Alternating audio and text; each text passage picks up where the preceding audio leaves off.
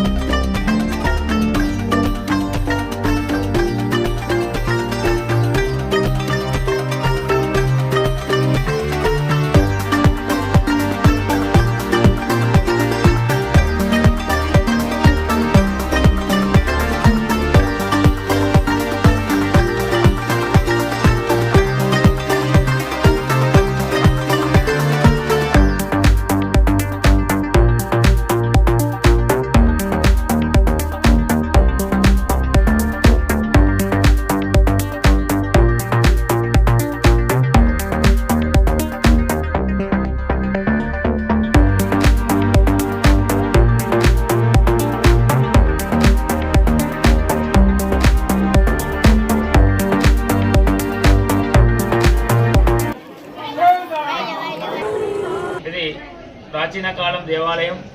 ఈ దేవాలయము శ్రీ రాజరాజేశ్వర స్వామి దేవస్థానం వాళ్ళు దత్తత తీసుకోవడం జరిగింది. ఈ దేవాలయ విశిష్టత ఏంటంటే, ఈ యొక్క దేవాలయానికి 2 విశిష్టమైన ఒక పండుగలు ఉన్నాయి. అందులో పుష్యమాసం వెళ్ళి మాఘమాస ప్రవేశంలో మాఘ పుణ్య స్నానాలు చేసి భగవంతుని దర్శించుకున్నట్టయితే సంవత్సర కాలం పాటు ఆయురారోగ్యంగా ఉంటారని, ఆ యొక్క భగవంతుని కృప ఉంటుందని ఒక నమ్మకం. అదేవిధంగా స్వామివారిది బ్రహ్మోత్సవాలు కూడా 9 రోజులు అంగరంగ వైభవంగా జరుగుతాయి. ఈ యొక్క జాతరకు విచ్చేసిన భక్తుల సౌకర్యార్థం శ్రీ రాజరాజేశ్వర దేవస్థానం వాళ్ళు గారు అన్ని వసతులు ఏర్పాటు చేయడం జరిగింది. ఈ యొక్క జాతరకు ఒక మన మండలమే కాకుండా చుట్టూ 4 జిల్లాల నుంచి కూడా అధిక సంఖ్యలో భక్తులు పాల్గొని ఈ యొక్క జాతరను విజయవంతం చేస్తారు. జై శ్రీమన్నారాయణ. సంవత్సరం మామిడిపల్లి జాతరలో పెద్ద ఎత్తున ఈ కార్యక్రమంలో ఈ చుట్టూ పరిసర ప్రాంత ప్రజలు, చుట్టూ గ్రామాల ప్రజలు చాలా వరకు మొక్కులు చెల్లించుకొని చాలా ఒక నమ్మకమైన దేవునిగా ఈ రోజు పవిత్రమైన రోజుగా వచ్చి ఇక్కడ మొక్కులు చెల్లించుకొని భోజనాలు చేసుకొని అనేక రకాల సంఘ గ్రామాలు వెళ్తూ ఉంటారు.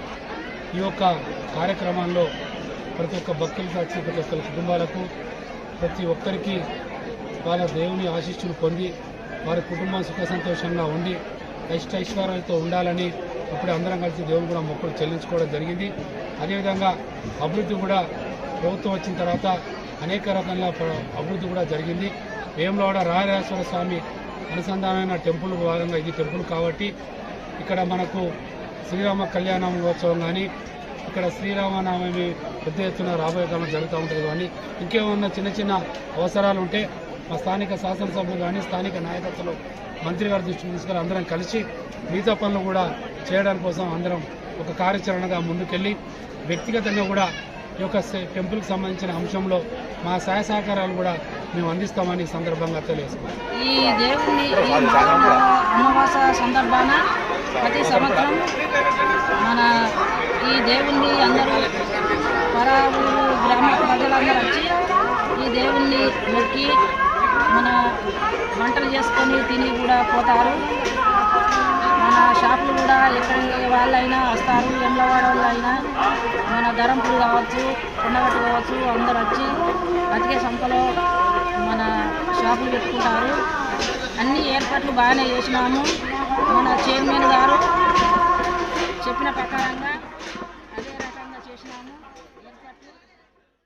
తప్పకుండా రాబోయే రోజుల్లో మన సిరిసిల్ల జిల్లా సాధించుకున్న జిల్లా కూడా రాజన్న వేములవాడ రాజన్న పేరు పెట్టుకొని రాజన్న సిరిసిల్ల జిల్లాగా ఇలా ప్రజలకు అభివృద్ధిని చేరువ చేసుకున్నాం.